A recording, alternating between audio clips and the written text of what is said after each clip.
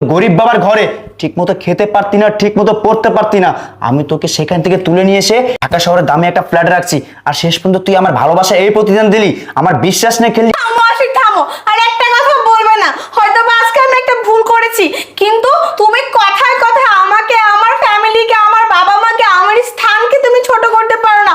তুমি তো সব দেখে শুনে আমাকে বিয়ে করেছো, আর তোমার মতন বড় লোকের শুধু টাকাকে চেনে, ভালোবাসার মূল্য দিতে জানে না।